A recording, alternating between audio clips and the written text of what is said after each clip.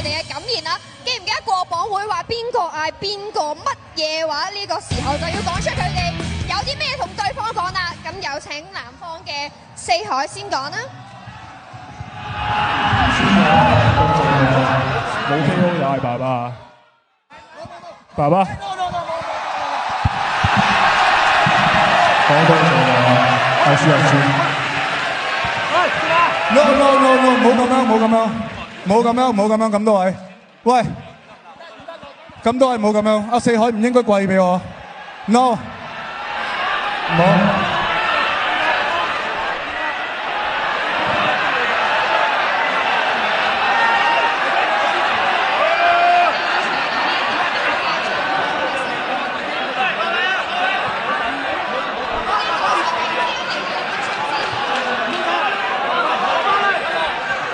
四海，冇走住。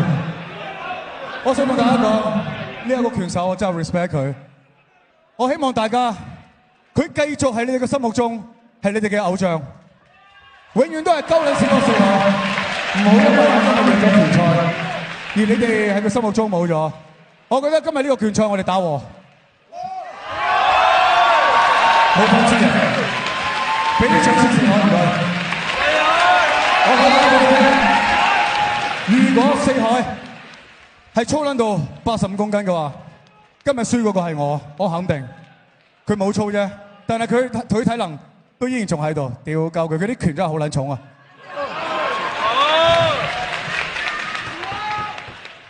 有嗰句講嗰句，冇操拳真係唔撚掂啊！